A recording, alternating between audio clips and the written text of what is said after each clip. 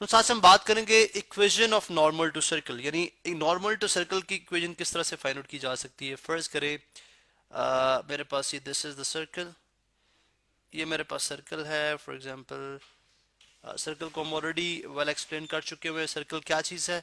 ठीक है, let's say this is the circle.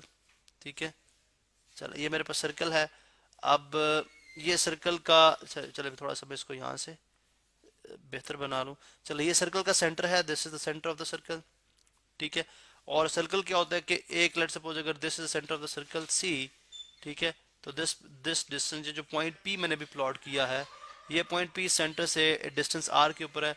तो अगर आप तमाम पॉइंट्स जो सेंटर सी से आर डिस्टेंस के ऊपर हैं, अगर आप उन तमाम पॉइंट्स को यहाँ पे प्लॉट कर लें और उनको ज्वाइन कर दें, तो जो चीज़ आपके पास बनेगी वो सर्कल होगा।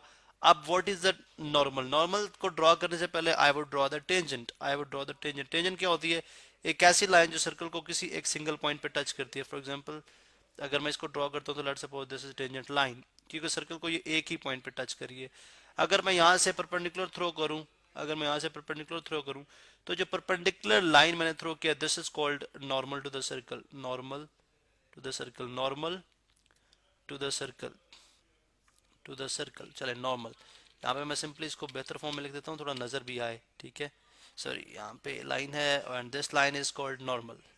चलें दिस लाइन इज नॉर्मल, इस लाइन को मैं बोल रहा हूँ नॉर्मल। ठीक है, अब यहाँ पे जो इम्पोर्टेंट बात है वो ये है कि देखिए इस लाइन की स्लोप, इस लाइन की इक्वेशन ड्रॉ करने के लिए मुझे एक पॉइंट चाहिए, तो definitely this point is P which is x1 y1, which is x1 and y1 x1 y1।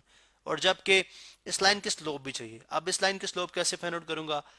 अब इसको देखें, मैं अगर इस टेंजेंट लाइन की स्लोप फाइंड आउट कर लूं तो मैं इस लाइन की स्लोप फाइंड आउट कर सकता हूं, बिकॉज क्योंकि ये नॉर्मल जो है परपेंडिकुलर टू द स्लोप है।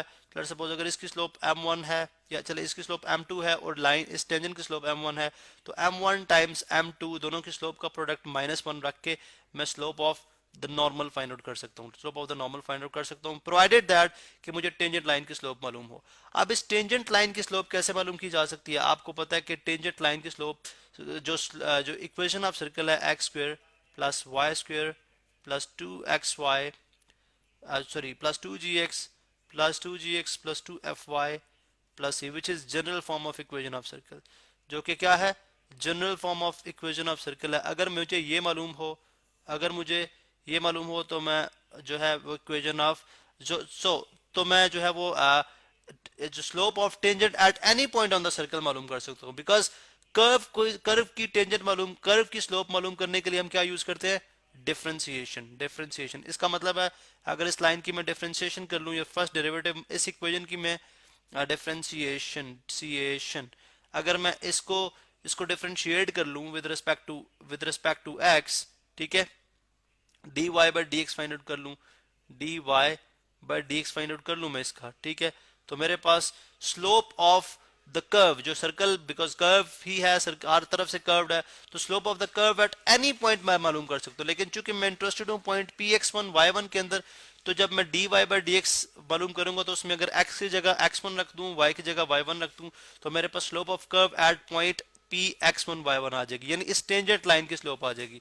तो जब इस टेंजेंट लाइन की स्लोप आ जाएगी तो m1 times m2 is equal to -1 रख के मैं स्लोप ऑफ नॉर्मल मालूम कर सकता हूँ। देखें, स्लोप ऑफ टेंजेंट तो मैंने मालूम की, अगर आपको याद हो तो इससे प्रीवियस लेक्चर के अंदर हमने बात की थी equation of tangent to circle की। ठीक है, यहाँ पे मैं आपको स्क्रीन पे दिखा देता हूँ, थोड़ा सा मुझे राइट साइड पे करना पड़ेगा इसको, ये देख सकते हैं आप। ठीक है, यहाँ पे हमने एक बात की थी जो थी equation of tangent to circle. ठीक है, हमने बोला था अगर इक्वेशन ऑफ सर्कल ये है, ठीक है, तो डेफिनेटली इसको मैंने ड्राइव किया था with respect to X on both side, तो मेरे पास D Y by D X आई थी एट पर्टिकुलर पॉइंट। इस पॉइंट पे ऊपर मेरे पास D Y by D X इसके इक्वल था minus x1 + g over y1 + f। ठीक है, तो इसको अगर मैं यहाँ से कॉपी कर लूँ, इसको मैं यहाँ से अगर मैं कॉपी कर लेता हूँ, चले जी मैं यहाँ से इसको कॉपी करता हूँ, और अभी हम देखते हैं कि इस पॉइंट के ऊपर यानी स्लोप ऑफ नॉर्मल क्या हो जाएगी। मैं थोड़ा सा इसको इधर लेके जाऊंगा जी, slope of normal find out करने में मैं इंटरेस्टेड हूँ, तो स्लोप ऑफ नॉर्मल, ठीक है, थोड़ा सा मैं इसको और साइड पे लेके जाऊंगा। चलें, अभी मैं इसको यहाँ पे पेस्ट करता हूँ। ठीक है, this is the d Y by D x at equation of यानी स्लोप, ठीक है, स्लोप ऑफ टेंजेंट, ठीक है, स्लोप ऑफ टेंजेंट एट, चलिए स्लोप ऑफ टेंजेंट, ये तो है slope of tangent, tangent slope of tangent at p x1 y1, x1 y1, उसके ऊपर क्या है, that is equal to minus x1, sorry black colour, minus इसको मैं रिमूव कर दूं, minus into x1 plus G over y1 plus F, ठीक है, this is eight point x1 y1।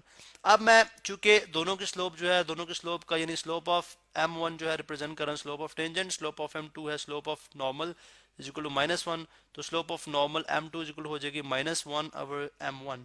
That means के माइनस इंटू माइनस पॉजिटिव हो जाएगा, यानी -1 over minus x1 plus G over y1 plus F, y1 plus y1 plus F, negative negative से positive हो जाएगा, और ये डिनोमिनेटर में जो डिनोमिनेटर है, यानी इस डिनोमिनेटर के अंदर जो y1 प्लस एफ जो डिवाइड हो रहा है, इसको मैं ऊपर ले जाऊंगा, ठीक है, ये बन जाएगा y1 plus F divided by x1 plus ji, x1 plus G, ठीक है। तो ये आ जाएगी slope of normal, slope of normal. अब मेरे पास अगेन स्लोप ऑफ नॉर्मल आ चुकी हुई है। अब स्लोप ऑफ नॉर्मल अगर मेरे पास है तो डेफिनेटली बहुत आसानी के साथ, बहुत आसानी के साथ मैं equation of normal find out कर सकता हूँ। So equation of normal, equation of normal, equation of equation of normal at एड पॉइंट पी x1 y1। हमने अगर पॉइंट भी मालूम हो, स्लोप मालूम हो, तो पॉइंट स्लोप फॉर्म यूज कर लो, which is y minus y1 is equal to m2 है इस केस में, तो m2 into x minus x1। Now what is y minus y1, of course point यही है, y minus y1 is equal to m2, m2 क्या है, y1 plus f over x1 plus g। थोड़ा सा मैं इसको ड्रैग डाउन करूंगा, x1 plus g, x1 plus G into x minus X one, into x minus x1। तो ये जो चीज़ है इधर डिवाइड हो रही है तो जाके हो जाएगी मल्टीप्लाई, तो आ जाएगा g y minus y1 into x1 plus ji, x1 plus g is equal to y1 plus f over y1 plus f into x minus x1।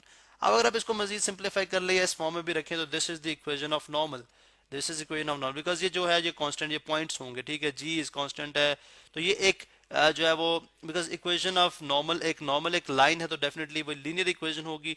देखिए अगर इसमें y भी लीनियर रहेगा, x भी लीनियर है, ठीक है, so this represents equation of normal, ठीक है, दिस रिप्रेजेंट्स, सॉरी ये जो है ये रिप्रेजेंट कर रही है इक्वेशन ऑफ, यहाँ से स्ट्रेट लाइंस में ड्रॉ करना चाह रहा हूँ, equation of normal, equation of, this represents equation of normal to the circle, normal to the circle, to the circle. तो ये इस तरह से हम जो है वो equation of normal to the circle find out कर सकते हैं, जिसके अंदर हम मजीद जो नेक्स्ट जो वीडियोस होंगे उसमें हम कुछ प्रॉब्लम्स भी सॉल्व करेंगे, जिससे ये कॉन्सेप्ट आपको मजीद क्लियर हो जाएगा।